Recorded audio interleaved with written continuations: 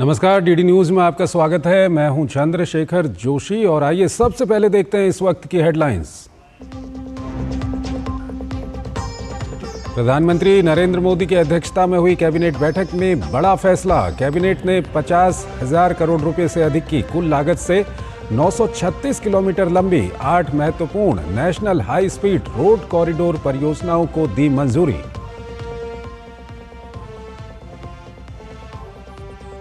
चुनावी बॉन्ड योजना की नहीं होगी एसआईटी जांच। सुप्रीम कोर्ट ने खारिज की याचिका। मुख्य न्यायाधीश ने कहा कि इलेक्टोरल बॉन्ड पर हम दे चुके हैं विस्तृत फैसला।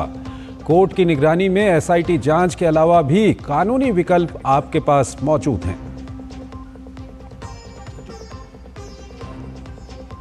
नीट यूजी पेपर लीक पर सुप्रीम कोर्ट का बड़ा फैसला। कहा, पेपर लीक कोई सिस्टमैटिक नाकामी नहीं। केंद्रीय शिक्षा मंत्री धर्मेंद्र प्रधान ने कहा, सत्य के सूर्य को झूठ का बादल कुछ समय के लिए छिपा सकता है, पर सत्य की सदा ही जीत होती है। कांग्रेस ने फिर उठाए सवाल। ओल्ड राजेंद्र नगर कोचिंग हादसे की सीबीआई करेगी जांच। हाईकोर्ट ने दिल्ली पुलिस और एमसीडी को लगाई फटकार। कहा, किसी को लेनी होगी जिम्मेदारी। बेसमेंट में पानी भर जाने की वजह से 3 छात्रों की हुई थी मौत। दिल्ली के एक शेल्टर होम में मौत का मामला। राष्ट्रीय महिला आयोग की अध्यक्ष रेखा शर्मा ने किया दौरा। लापरवाही का लगाया आरोप। भाजपा ने आप सरकार पर साधा निशाना। राज्यसभा सांसद स्वाति मालीवाल भी हमलावर। कहा, सदन में उठाऊंगी विषय।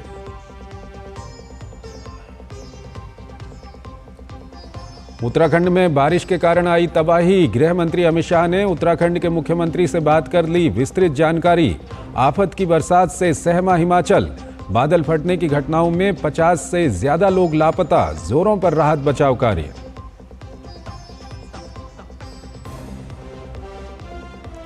केरल के वायनाड में बढ़ता जा रहा है मरने वालों का आंकड़ा। भूस्खलन प्रभावित क्षेत्रों में तलाशी अभियान और बचाव अभियान जारी। वैली ब्रिज पूरी तरह चालू होने से रेस्क्यू ऑपरेशन में तेजी। उन्नत हल्के हेलीकॉप्टर और तटरक्षक जहाज अभिनव भी तैनात।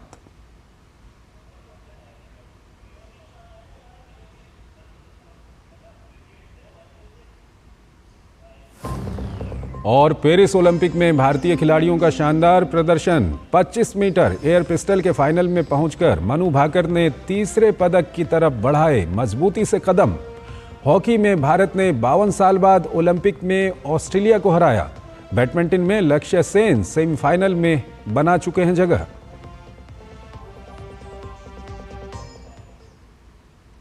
और आइए अब खबरों को विस्तार से देखते हैं। प्रधानमंत्री नरेंद्र मोदी की अध्यक्षता में केंद्रीय कैबिनेट ने 936 किलोमीटर की कुल लंबाई वाले 8 national high speed road corridor projects के निर्माण को मंजूरी दे दी है।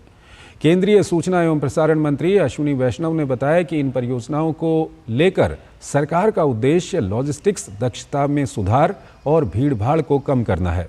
साथ ही देश भर में कनेक्टिविटी को बढ़ाना है। इन 8 हाईवे प्रोजेक्ट्स पर कुल 50,655 करोड़ रुपए की लागत आएगी। पूरे देश में 8 बड़े नेशनल हाईवे के प्रोजेक्ट्स जो कि एक्सेस कंट्रोल्ड एक्सप्रेस वेज हैं, आज cabinet committee on economic affairs ने प्रधानमंत्री श्री नरेंद्र मोदी जी की अध्यक्षता में अप्रूव किए हैं। ये प्रोजेक्ट्स 935 किलोमीटर की टोटल लेंथ के हैं और इसमें 50,000 करोड़ रुपए का इन्वेस्टमेंट होगा। कहाँ कहाँ पर हमें नए कॉरिडोर्स की नई कैपेसिटी की ज़रूरत है, वो ध्यान में रख के ये प्रोजेक्ट्स बनाए गए। विजन 2047 का विशेष ध्यान रख के इन प्रोजेक्ट्स को बनाया गया है। जिन 8 national high speed road corridor को मंजूरी दी गई है, उनमें अयोध्या में 68 किलोमीटर लंबाई की 4 लेन रिंग भी शामिल है। अयोध्या जी के सर्वांगीण विकास के लिए एक बहुत मेजर रिंग रोड का इसमें अप्रूवल हुआ है, पहला प्रोजेक्ट। ये प्रोजेक्ट करीब 68 किलोमीटर्स का है और करीब 4,000 करोड़ का है, 3,935 crore to be exact. Cabinet द्वारा 8 नए हाई स्पीड रोड कॉरिडोर बनाने के फैसले को प्रधानमंत्री नरेंद्र मोदी ने भारत के बुनियादी ढांचे को क्रांतिकारी बढ़ावा देने वाला कदम बताया है। प्रधानमंत्री मोदी ने अपने सोशल मीडिया प्लेटफॉर्म एक्स पर लिखा कि भारत के बुनियादी ढांचे के परिदृश्य को क्रांतिकारी बढ़ावा, 50,000 करोड़ रुपए से अधिक की लागत से 8 राष्ट्रीय हाई स्पीड रोड कॉरिडोर परियोजनाओं को कैबिनेट की मंजूरी से हमारे आर्थिक विकास पर कई गुना प्रभाव पड़ेगा और रोजगार के अवसरों को बढ़ावा मिलेगा। ये एक भविष्यवादी भारत के प्रति हमारी प्रतिबद्धता को भी रेखांकित करता है। नई दिल्ली के पूसा में प्रधानमंत्री 3 अगस्त को कृषि अर्थशास्त्रियों के 32वें अंतर्राष्ट्रीय सम्मेलन का उद्घाटन करेंगे। सम्मेलन में दुनिया के 75 देशों के 1000 प्रतिनिधि हिस्सा ले रहे हैं, जिसमें कृषि अर्थशास्त्री और अग्रणी पेशेवर शामिल हैं। कृषि अर्थशास्त्रियों के सम्मेलन की थीम है टिकाऊ कृषि खाद्य प्रणालियों की दिशा में परिवर्तन। सम्मेलन में देश दुनिया से आए शोधार्थी कृषि से जुड़े नए आयाम पर अपनी राय रखेंगे। देखते हैं धीरज कुमार की ये खास रिपोर्ट। नई दिल्ली के पूसा का राष्ट्रीय कृषि विज्ञान केंद्र परिसर, जहां अंतर्राष्ट्रीय कृषि अर्थशास्त्रियों का त्रिवार्षिक सम्मेलन 2 अगस्त से 7 अगस्त 2024 तक आयोजित है। आयोजन में 75 देशों के कृषि अर्थशास्त्री, शोधार्थी और कृषि में नए प्रयोग से जुड़े युवा पेशेवर शिरकत करेंगे। टिकाऊ कृषि खाद्य प्रणालियों की दिशा में परिवर्तन थीम पर आधारित कृषि अर्थशास्त्रियों का 32वां अंतर्राष्ट्रीय सम्मेलन 65 सालों बाद भारत में आयोजित हो रहा है। कृषि अर्थशास्त्रियों के इस सम्मेलन का उद्घाटन प्रधानमंत्री नरेंद्र मोदी करेंगे, साथ ही उपस्थित जनसमूह को संबोधित भी करेंगे। इस कार्यक्रम में 1000 प्रतिभागी हैं, जो 750 प्रतिभागी विदेशों से हैं। 75 देशों से इस प्रतिभागी यहाँ पे आए हैं और हमारे देश से इंडस्ट्री भी है, यंग रिसर्चर्स भी हैं और हर तरह के जो शिक्षाविद हैं, एकेडमिशियंस हैं, सब लोग इस कार्यक्रम में शिरकत करेंगे। इस कार्यक्रम का थीम है कि हम किस तरह से सतत कृषि विकास की ओर आगे अपनी कृषि को बढ़ाएं। सम्मेलन में दुनिया भर से भारत आए शोधार्थी कृषि शोध पर अपनी राय रखेंगे। भारतीय शोधार्थी भी कृषि में हुए नवाचार, टिकाऊ प्रगति और भारत की कृषि प्रगति की रूपरेखा दुनिया के सामने रखेंगे, जिसमें डिजिटल कृषि और टिकाऊ कृषि खाद्य प्रणाली में प्रगति शुमार है। सम्मेलन में जलवायु परिवर्तन, प्राकृतिक संसाधनों का दोहन, बढ़ती उत्पादन लागत और संघर्ष जैसी वैश्विक चुनौतियों से निपटने की तैयारियों पर जोर देना है। सम्मेलन में भारत वैश्विक कृषि चुनौतियों के प्रति भारत के सक्रिय दृष्टिकोण को भी पेश करेगा। साथ ही कृषि अनुसंधान और नीति में देश की प्रगति को प्रदर्शित किया जाएगा।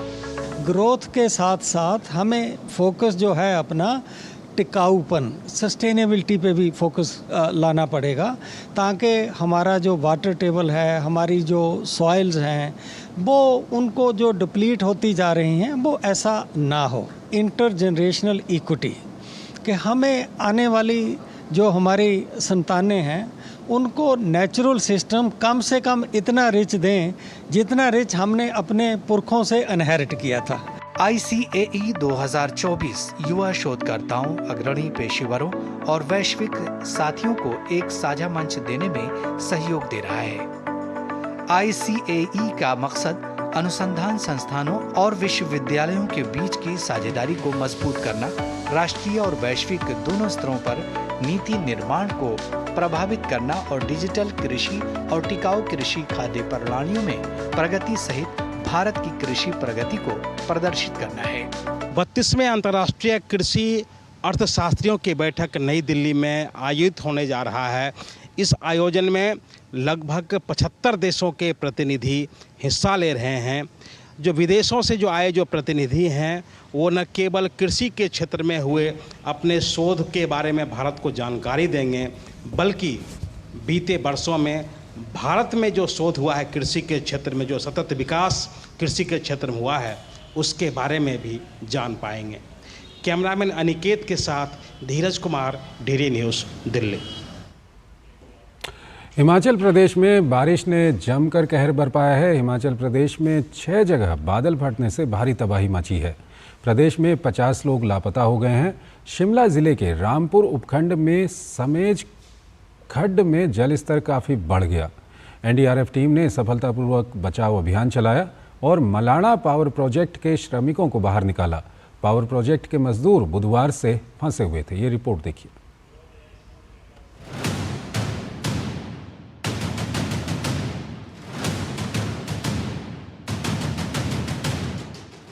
31 जुलाई की रात हिमाचल के 3 जिलों में तबाही लेकर आई। ऐसी तबाही जिसने पिछले साल इसी मौसम में देवभूमि को मिले जख्मों को ताजा कर दिया। कुल्लू के समेज, बागीपुल, निरमंड, मंडी के चौहार घाटी, रामबन और शिमला के रामपुर में रात के अंधेरे में कुदरत ने ऐसा कहर बरपाया जिसके जख्म कभी भर नहीं पाएंगे। 50 से ज्यादा लोग बादल फटने के बाद आई बाढ़ और भूस्खलन में लापता हो गए। कुल्लू शिमला के सीमा पर बसा समेज गांव पूरी तरह से बर्बाद हो गया। अब तक 7 लोगों के शव बरामद किए गए हैं और लापता लोगों की तलाश जारी है।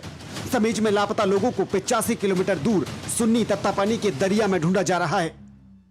जिन 7 लोगों की मौत की खबर है, जिनकी डेड बॉडीज मिली हैं, उनमें 5 जो डेड बॉडीज हैं वो मंडी में मिली हैं और जो 2 डेड बॉडीज हैं वो बागीपुल जो कुल्लू का एरिया है वहां से बरामद की गई हैं। इसके अलावा 50 से ज़्यादा लोग जो लापता थे उनको भी ढूंढने की कोशिश की जा रही है। जो आंकड़ा है वो काफ़ी ज़्यादा अभी बढ़ भी सकता है क्योंकि बहुत सारे लोग ऐसे हैं जिनकी अभी रिपोर्टिंग हो भी नहीं पाई है। साथ ही साथ जो समेज जो सबसे ज़्यादा प्रभावित इलाका रहा है, जो गाँव रहा है जो पूरी तरह बर्बाद हो गया, वहाँ पर जो लोग लापता थे उनको ढूंढने की कोशिश सुन्नी और तत्तापानी का जो एरिया है वहाँ पर भी की जा रही है क्योंकि सतलुज का दरिया जो नदी है जो बहती है उसमें इससे पहले जो घटनाएं हुई थी लोगों के बहने की, उसमें ज़्यादातर शव जो है वो इसी सुन्नी तत्तापानी एरिया में बरामद किए गए थे। इसलिए इस आशंका में जो अभी जो ऑपरेशन है, जो सर्च ऑपरेशन है वो सुन्नी और तत्तापानी के एरिया में भी चलाया जा रहा है क्योंकि आशंका ये भी जताई जा रही है कि जो शव ऊपर से बह के आए हैं वो यहाँ पर बरामद किए जा सकते हैं। करीब 80 से 85 किलोमीटर का ये डिस्टेंस है, लेकिन ओवरऑल अगर देखें तो इन 3 जिलों में खासकर शिमला, कुल्लू और मंडी में जो तबाही इस आपदा ने 31 जुलाई की रात को आई आपदा ने मचाई है, उसने एक बार फिर से पिछले साल जुलाई अगस्त के महीने में जो मानसून ने कहर बरपाया था उसकी यादें काफ़ी ज़्यादा ताज़ा कर दी हैं और एक बार फिर हिमाचल प्रदेश उसी आपदा में धंसने की कगार पर खड़ा है। इस पूरी त्रासदी की शुरुआत तब हुई जब एक साथ तीनों जिलों की ऊंची चोटियों पर बादल फटने के बाद भारी बारिश होने लगी। इतनी बारिश कि इससे पैदा हुए सैलाब में पत्थर, पेड़, मलबा, घर, दुकानें, सड़कें सब कुछ बह गया। बादल फटने की यह घटना खौफनाक थी जिसने हर किसी को अपनी चपेट में ले लिया। वैसे बादल फटना कोई औपचारिक तौर पर परिभाषित शब्द नहीं है। मौसम विज्ञान के शब्दकोश में बादल फटना कोई औपचारिक शब्द नहीं है। बादल फटना आम बोलचाल की भाषा में इस्तेमाल होने वाला शब्द है। जब कुछ ही मिनटों में 100 मिलीलीटर से ज्यादा बारिश हो जाती है तो बादल फटने जैसी स्थिति पैदा हो जाती है। इस बारिश में पानी की बूंदें बहुत ज्यादा बड़ी बनती हैं और एक साथ बहुत ज्यादा बारिश होती है। इन परिवारों को बसाने के लिए हम आपदा राहत पैकेज देंगे और प्रत्येक परिवार हमारा है, उसको बसाने का धर्म भी हमारा है, उसके परिवार के बच्चे को पढ़ाने का कर्तव्य भी हमारा है। कोई तंगी नहीं आने देंगे। जैसे पिछली बार की तरह आपदा राहत दिया था, बरसात खत्म होने के बाद हम इन्हें आपदा राहत देंगे। बादल फटने की घटनाएं आमतौर पर रात को होती हैं क्योंकि रात के वक्त हवा ठंडी होती है और ठंडी हवाएं गर्म हवा के मुकाबले ज्यादा भारी होती है, जिसके चलते बादल ज्यादा जल्दी और ज्यादा तेजी से बरसते हैं।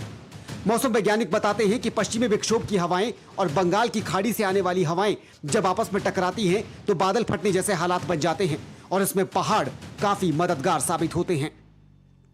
तो उससे जो एडजॉइनिंग एरिया में हमारे पास जो कंस्ट्रक्शन होता है उसको डैमेज होने के ज़्यादा चांसेस रहते हैं। अगर उसके एडजॉइनिंग एरिया में हमारे पास कोई होटल बना हुआ है या कोई मकान कंस्ट्रक्शन है तो उनको नुकसान होता है। अगर हम उनसे थोड़ा सा दूर रह सके या जैसे पुराने टाइम में हमारे पास ये बने हुए थे तो उस पैटर्न को हमें देखना पड़ेगा और उनसे थोड़ा हमारा कंस्ट्रक्शन दूर रखना पड़ेगा। जो स्पेशली जो कह सकते हैं कांगड़ा डिस्ट्रिक्ट है, मंडी है और कुल्लू के आसपास के एरिया है, वहाँ पर मॉडरेट या उससे थोड़ी ज़्यादा रेनफॉल हो सकती है। तो उस 3-4 जो एडजॉइनिंग डिस्ट्रिक्ट हैं आपके पास कुल्लू और आप कह सकते हैं कांगड़ा, ऊना के आसपास के, उसके लिए हमने ऑलरेडी चेतावनी जारी की हुई है।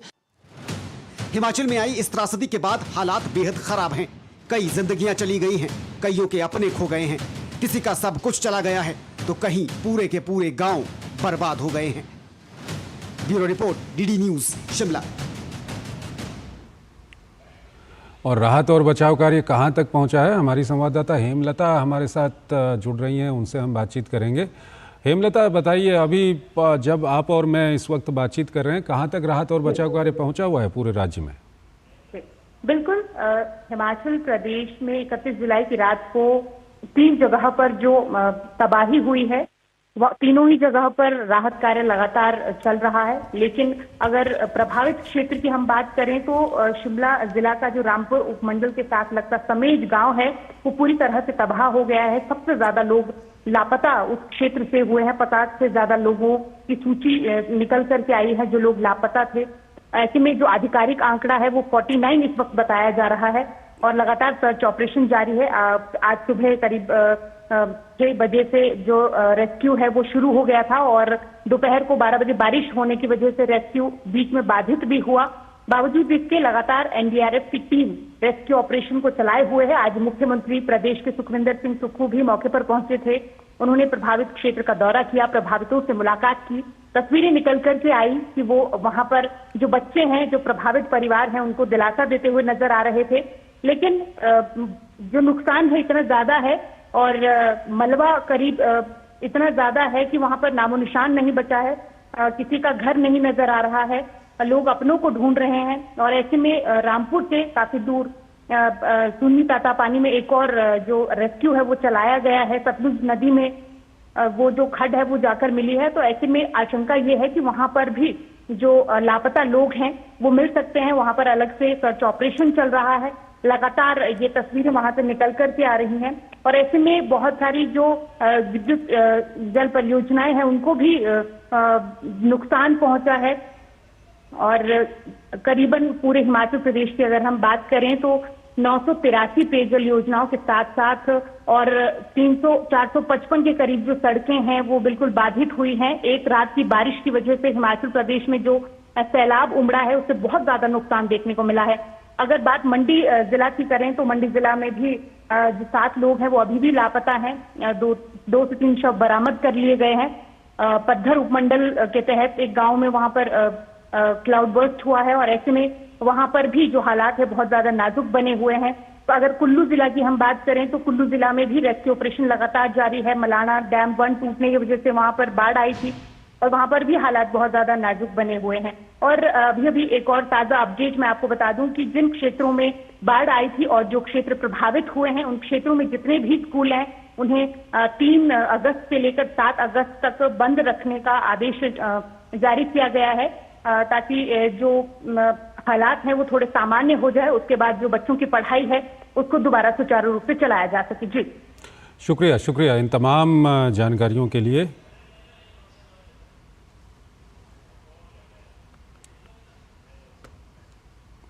और आइए अब अगली खबर की ओर चलते हैं। इस बीच भारी बारिश के कारण केदार घाटी के मार्ग क्षतिग्रस्त हो गए हैं।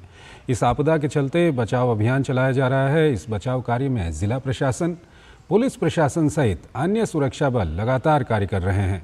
वहीं फंसे श्रद्धालुओं एवं तीर्थ यात्रियों को सुरक्षित रेस्क्यू एवं भोजन उपलब्ध कराने के लिए संबंधित विभाग लगातार कार्य कर रहे हैं। लोगों को फूड पैकेट, पेयजल एवं भोजन की व्यवस्था प्रदान की जा रही है।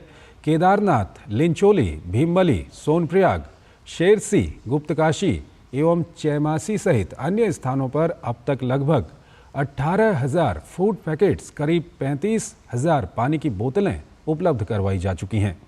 इसके अलावा 286 लोगों को चिकित्सा सुविधा भी दी गई है। और वहीं केरल के वायनाड भूस्खलन हादसे में मारे गए लोगों में कुछ लावारिस शव भी हैं। प्रशासन ने सार्वजनिक शमशान में इन अज्ञात शवों का अंतिम संस्कार कर दिया है।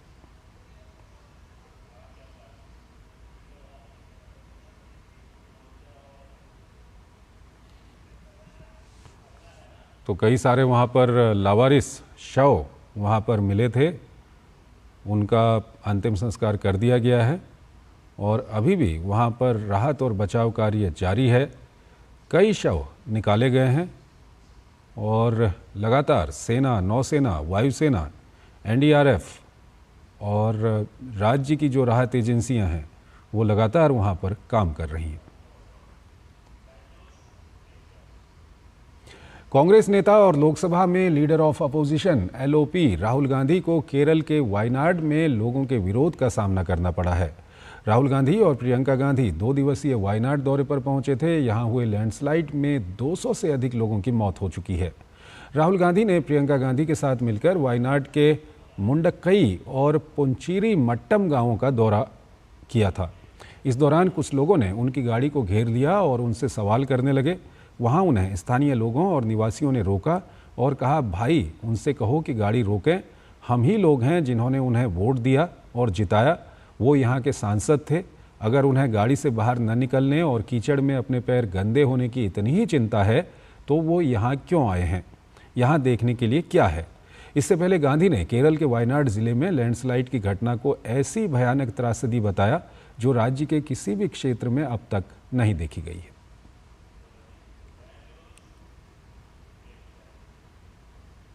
वायनाड की आपदा जितनी प्राकृतिक है उतनी ही मानवीय लापरवाही की भी है। केरल सरकार को कई बार इस सिलसिले में कई वैज्ञानिक संस्थाओं ने चेताया था, लेकिन ध्यान नहीं देने की वजह से आज सैकड़ों लोगों को जान गंवानी पड़ी। वहीं केरल सरकार ने एक आदेश जारी कर पहले वैज्ञानिकों को बोलने से मना किया, फिर फजीहत होने पर आदेश को वापस ले लिया। इस पूरे मामले पर बीजेपी ने केरल सरकार को आड़े हाथों लिया है।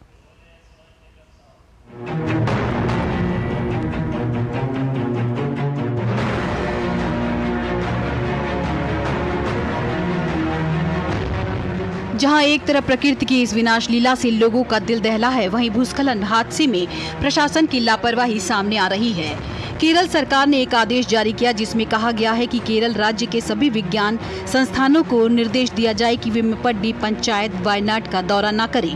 वैज्ञानिक समुदाय को यह भी निर्देश दिया जाए कि वो अपनी राय और अध्ययन रिपोर्ट मीडिया में साझा न करे। सरकार ने यह आदेश तब जारी किया जब राज्य के ही कई वैज्ञानिक संस्थाओं ने खुलासा कर दिया कि वायनाड जिला प्रशासन को भूस्खलन संबंधी चेतावनी भेजी गई थी। इसके बाद भी वायनाड जिला प्रशासन ने कोई एक्शन नहीं लिया और सैकड़ों लोग काल के गाल में समा गए। भाजपा नेता और पूर्व केंद्रीय मंत्री राजीव चंद्रशेखर ने इस मामले पर केरल सरकार की आलोचना की है। उन्होंने सोशल मीडिया एक्स पर ट्वीट करके कहा कि सब कुछ, हर एक बात जो इंडी गठबंधन कहता है या करता है, जैसे कि वैज्ञानिक समुदाय को चुप कराने वाला CPM सरकार का यह आदेश पाखंड, दोहरे मापदंडों और झूठ पर आधारित होता है। वहीं भाजपा प्रवक्ता शहजाद पूनावाला ने इसे केरल सरकार का तालिबानी फतवा बताया है। उन्होंने कहा कि केरल सरकार अपनी विफलता छुपाना चाहती है, इसलिए वह ऐसे आदेश निकाल रही है। जिस प्रकार का गैग ऑर्डर, फतवा, तालिबानी डिक्टेट केरल की सरकार ने वैज्ञानिकों के खिलाफ निकाला है, टेक्नोलॉजी इंस्टीट्यूशंस के खिलाफ निकाला है कि वो लैंडस्लाइड के विषय में किसी से कुछ बात नहीं कर सकते ताकि सच्चाई बाहर ना आए। हालांकि जब इस आदेश पर केरल सरकार घिर गई तो उसने इस आदेश को वापस ले लिया। वहीं राहुल गांधी और प्रियंका गांधी वाड्रा वायनाड में भूस्खलन से प्रभावित लोगों से मिलने पहुंचे। बीजेपी नेता राजीव चंद्रशेखर ने दौरे को लेकर तंज कसा। वायनाड में जो अभी हादसा हुआ है, जो एक नेग्लिजेंस के कारण 300 से ज्यादा लोग की मृत्यु और बहुत सारे लोगों के जीवन में एक तबाही जो हुआ है, उसमें वहाँ के MP लास्ट व्यक्ति हैं वहाँ पर पहुँचने। मेरा मानना यह है कि राहुल गांधी को 2 बजे रात को ये किसी ने बोल दिया होगा कि बस ऐसे क्वेश्चंस पूछ रहे लोग, किसी तरह से उसको डिस्ट्रैक्ट किया जाए, किसी तरह से एक नया नैरेटिव क्रिएट किया जाए ताकि लोग वायनाड के बारे में नहीं पूछे। वायनाड में आए लैंडस्लाइड ने देश को झकझोर कर रख दिया है। हजारों लोग राहत कैंपों में शरण लिए हैं। वहीं वायनाड में आई तबाही ने लोगों को झकझोर कर रख दिया है। सैंड आर्टिस्ट सुदर्शन पटनायक ने वायनाड त्रासदी में जान गंवाने वालों को श्रद्धांजलि देने के लिए रेत पर कलाकृति बनाई। अजय जॉय, नीरज सिंह और चंद्रशेखर के साथ bureau report, DD news.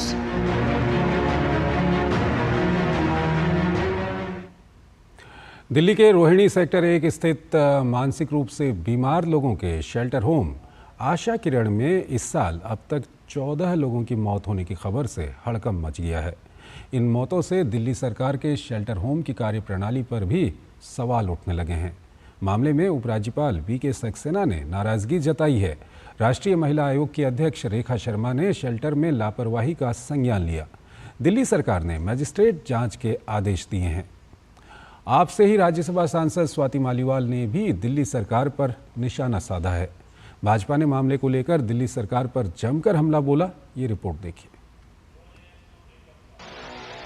Delhi के एक शेल्टर होम में बीते एक महीने में 14 लोगों की मौत के बाद एक बार फिर दिल्ली सरकार को घेरे में लाकर खड़ा कर दिया है।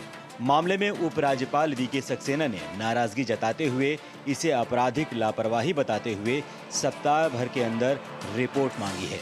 उन्होंने दिल्ली में चलने वाले सभी शेल्टर होम की व्यापक जांच के आदेश दिए हैं। मामला रोहिणी स्थित आशा किरण शेल्टर होम का है। दिल्ली सरकार की तरफ से संचालित ये संस्था मानसिक रूप से कमजोर लोगों की देखभाल के लिए काम करती है। मामला सामने आने के बाद राष्ट्रीय महिला आयोग की एक टीम दिल्ली के रोहिणी स्थित आशा किरण शेल्टर सरकारी गृह पहुंची। राष्ट्रीय महिला आयोग के अध्यक्ष रेखा शर्मा ने शेल्टर में लापरवाही का संज्ञान लिया। इसमें सबसे ज्यादा प्राइमा फेशिया ये मिला है कि पानी एक तो कंटेमिनेटेड है, फिल्टर्स प्रॉपरली लगे नहीं हुए। अभी मैं किचन में होके आई हूँ, वहां पर भी फिल्टर नहीं है। पानी जो भी आ रहा है, जो भी बच्चों को पिला रहे हैं, और जितने लोगों की डायरिया से ज्यादातर अधिकतर डेथ हुई है, ये भी पाया गया है कि 4 घंटे के अंदर अंदर एक बच्चे की डेथ हुई है डायरिया होते ही। उसमें भी ओवर क्राउडिंग बहुत ज्यादा है। वहीं मामले पर दिल्ली की मंत्री आतिशी ने जांच में किसी भी अफसर की लापरवाही सामने आने पर सख्त कार्रवाई करने की बात कही। साथ ही दिल्ली सरकार ने मजिस्ट्रेट जांच के भी आदेश दे दिए हैं। जैसे ही ये खबर आई, तुरंत एक मैजिस्ट्रियल इंक्वायरी इंस्टीट्यूट कर दी गई है। 24 घंटे के अंदर अंदर प्रिलिमिनरी इंक्वायरी रिपोर्ट जो मैजिस्ट्रियल इंक्वायरी है उसकी डेडलाइन दी गई है। अगर किसी भी अफसर की लापरवाही निकलती है तो उन पर सख्त से सख्त कार्रवाई करी जाएगी। वहीं मामले को लेकर लगातार घेरे में आई आम आदमी सरकार पर आप पार्टी से ही राज्यसभा सांसद स्वाति मालीवाल ने भी दिल्ली सरकार पर निशाना साधा है। डॉक्टर्स की कमी थी और साइकियाट्रिस्ट तो पूरे हफ्ते में एक बार आता था, और वो भी कुछ घंटों के लिए। इतनी स्ट्रॉन्ग रिपोर्ट बना के हमने दिल्ली सरकार को दी, तब भी कुछ इंक्वायरी हुई थी, लेकिन कार्यवाही कुछ नहीं हुई। इस मामले को लेकर दिल्ली सरकार पर भाजपा हमलावर है। भाजपा सांसद मनोज तिवारी ने आशा किरण होम शेल्टर मामले को दुखद करार दिया है। भाजपा प्रवक्ता शहजाद पूनावाला ने भी मामले को लेकर दिल्ली की आम आदमी पार्टी की सरकार पर हमला बोला है। बच्चों का मौत के मुंह में जाना, प्रदूषित पानी पीने से कैंसर होना, आम आदमी पार्टी की सरकार को क्या नैतिक अधिकार है अपने पद पे रहने का? बहुत ही दुखद स्थिति में दिल्ली को ला दिया है आम आदमी पार्टी की सरकार ने। पहले दिल्ली में आम आदमी पार्टी ने मौत का बेसमेंट दिया, डूबकर, शॉक लगकर बेसमेंट में ट्रैप होकर लगभग 10 लोगों की जान गई, और अब दिल्ली में मौत का शेल्टर होम दिया है आम आदमी पार्टी की सरकार ने। तो ऐसे में भारतीय जनता पार्टी की तरफ से भी साफ तौर पर कहा गया है कि मामले में जो मृत्यु हुई है बच्चों की, उनकी संख्या छुपाई गई है। साथ ही भारतीय जनता पार्टी की तरफ से ये भी आरोप लगाया गया है कि बच्चों के खान पान में लापरवाही बरती गई है। रोहिणी के सेक्टर 3 स्थित आशा किरण होम में मंदबुद्धि बच्चों और बड़ों को रखा जाता है। दावा किया जाता है कि यहाँ इनकी अच्छे से देखरेख की जाती है, लेकिन पिछले कई वर्षों में रहस्यमय ढंग से यहाँ होने वाली मौतों ने कई सवाल खड़े कर दिए हैं। तो ऐसे में जब दिल्ली सरकार ने मजिस्ट्रियल जांच के आदेश दिए हैं, तो क्या मजिस्ट्रियल जांच में बीजेपी के आरोपों की भी सच्चाई की जांच की जाएगी? साथ ही क्या तमाम ऐसे होम शेल्टर हैं उनकी भी जांच की जाएगी कि वहां भी जो है खान पान का प्रबंध जो है सभी का ठीक हो पा रहा है? ये देखने वाली बात होगी। Vikramjit Singh, DD news, Delhi. Delhi BJP के पूर्व अध्यक्ष और सांसद मनोज तिवारी ने आशा किरण में बच्चों की मृत्यु पर दिल्ली सरकार को घेरा है। डीडी न्यूज़ के साथ विशेष बातचीत में मनोज तिवारी ने कहा कि दिल्ली में आशा किरण में बच्चों को एक तो कुपोषण का शिकार होना पड़ता है, और अब उनके मरने की खबर आ रही है, जो बेहद चिंता का विषय है। लगता है कि इन्हीं बच्चों का अरविंद केजरीवाल को हाई लगी है, जिसकी वजह से वो जेल में हैं। डीडी न्यूज़ संवाददाता राजेश राज ने संसद भवन परिसर में मनोज तिवारी से विशेष बातचीत की। राज्यसभा सांसद स्वाति मालीवाल ने आशा किरण का एक मुद्दा उठाया है, जिस पर बात करने के लिए हमारे साथ भारतीय जनता पार्टी के सांसद और दिल्ली के पूर्व बीजेपी अध्यक्ष मनोज तिवारी हैं। आम आदमी पार्टी की सांसद हैं, उन्होंने आशा किरण का ये मसला उठाया है। आपको क्या लगता है कि जिस तरीके से घटनाएं हो रही हैं उसको कैसे देखते हैं मनोज तिवारी? देखिए, ऐसा लग रहा है ना जैसे दिल्ली हर 2 घंटे में एक ऐसा समाचार देख रही है जो हृदय को हिला देता है।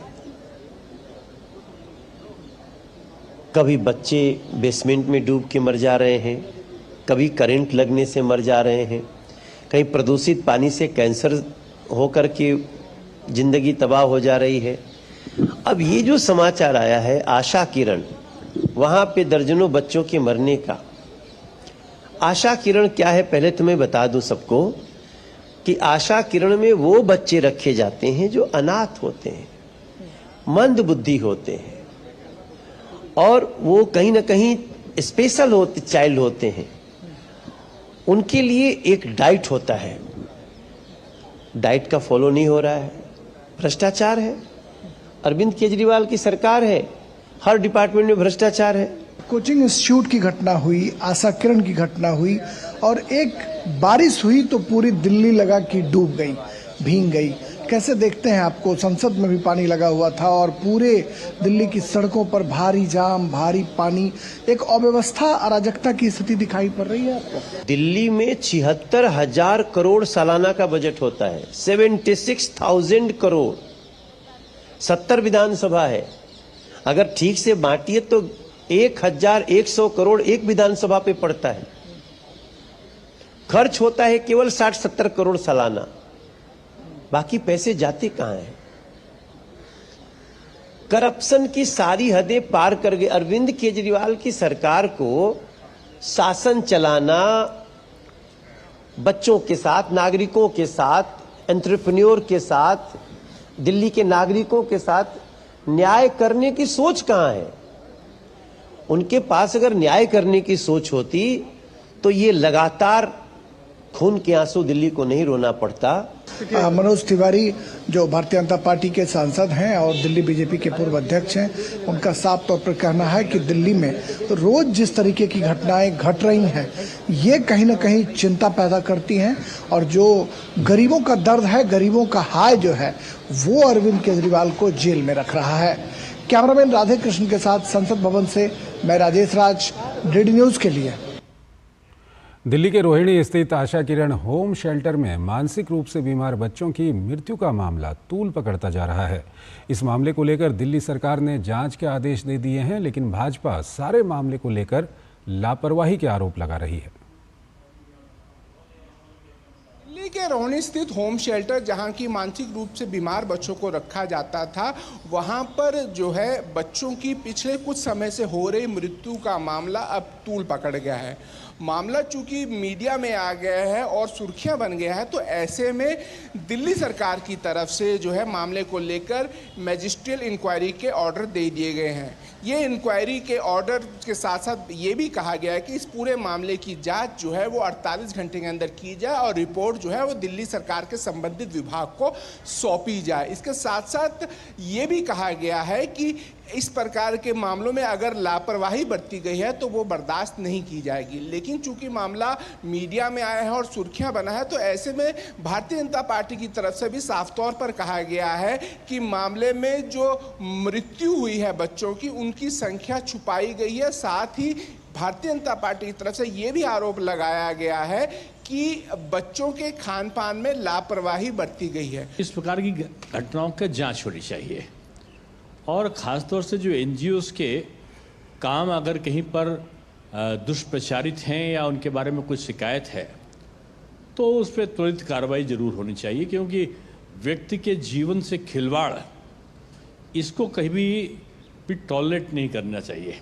तो ऐसे में जब दिल्ली सरकार ने मजिस्ट्रियल जांच के आदेश दिए हैं, तो क्या मजिस्ट्रियल जांच में बीजेपी के आरोपों की भी सच्चाई की जांच की जाएगी? साथ ही क्या तमाम ऐसे होम शेल्टर हैं उनकी भी जांच की जाएगी कि वहां भी जो है खान पान का प्रबंध जो है सभी का ठीक हो पा रहा है? ये देखने वाली बात होगी। Vikramjit Singh, DD news, Delhi. अयोध्या जनपद के भदरसा कस्बे में नाबालिग बच्ची से गैंगरेप मामले में मुख्यमंत्री योगी आदित्यनाथ का एक्शन शुरू हो गया है। सबसे पहले संबंधित थाना अध्यक्ष व चौकी इंचार्ज पर गाज गिरी है। थाना अध्यक्ष पूरा कलंदर रतन शर्मा और चौकी इंचार्ज भदरसा अखिलेश गुप्ता को निलंबित कर दिया गया है। इसके अतिरिक्त सोहावल तहसील के एसडीएम राजस्व कर्मियों के साथ आरोपी सपा नेता मुईद खान के मकान और ज़मीनों की पैमाइश करने पहुंचे। माना जा रहा है कि यदि निर्माण अवैध पाया गया तो बुलडोजर चल सकता है। पीड़िता की मां ने मुख्यमंत्री योगी आदित्यनाथ से मुलाकात कर अपने दर्द को साझा किया था, जिसमें मुख्यमंत्री ने सख्त से सख्त कार्रवाई का आश्वासन दिया। बीजेपी जेडीएस शनिवार से मैसूर तक मैत्री पदयात्रा शुरू करेगी। ये पदयात्रा कर्नाटक मुख्यमंत्री पर लगे भ्रष्टाचार के आरोपों को लेकर जनता को जागरूक करने के लिए निकाली जा रही है। पदयात्रा BY विजयेंद्र और केंद्रीय मंत्री HD कुमारस्वामी की अगुवाई में होगी। पदयात्रा में मैसूर में कथित भूमि आवंटन घोटाले की CBI जांच कराने की मांग करते हुए मुख्यमंत्री सिद्धारमैया के इस्तीफे की मांग की जाएगी। जानकारी के मुताबिक पदयात्रा में प्रतिदिन 5 से 6 हज़ार लोग शामिल होंगे। भारतीय सूचना सेवा के पूर्व वरिष्ठ अधिकारी कमलकांत पंत का गुरुग्राम में निधन हो गया। 64 वर्षीय कमलकांत पंत लंबे समय से बीमार चल रहे थे। वो सितंबर 2020 में केंद्रीय संचार ब्यूरो CBC के निदेशक के पद से सेवानिवृत्त हुए थे। इससे पहले उन्होंने दूरदर्शन और आकाशवाणी के समाचार सेवा प्रभाग सहित सूचना प्रसारण मंत्रालय की विभिन्न इकाइयों में काम किया।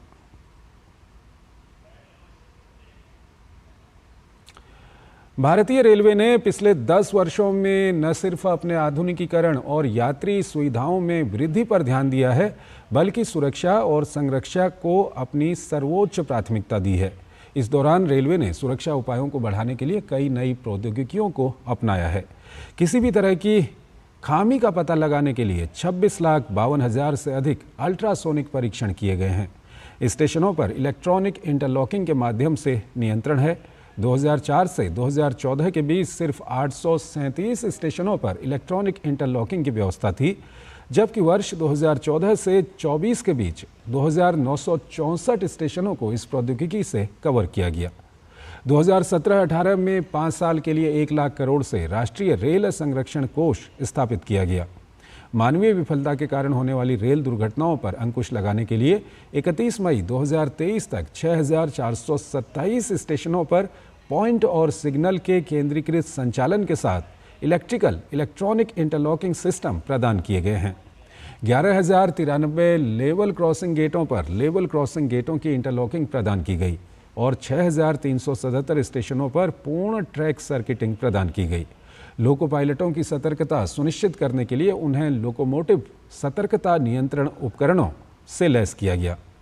मस्तूल पर रेट्रो रिफ्लेक्टिव सिग्मा बोर्ड लगाए गए, जो विद्युतीकृत क्षेत्रों में सिग्नल से पहले 2 OHE मस्तूल पर स्थित होते हैं, ताकि कोहरे के मौसम में दृश्यता कम होने पर चालक दल को आगे के सिग्नल के बारे में चेतावनी दी जा सके।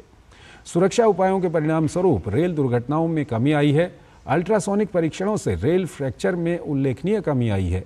इस तरह की घटनाएं 2013-14 के 2,500 से घटकर वर्ष 2024 में केवल 324 रह गई हैं, जो कि इनमें 85% की उल्लेखनीय कमी को दर्शाता है।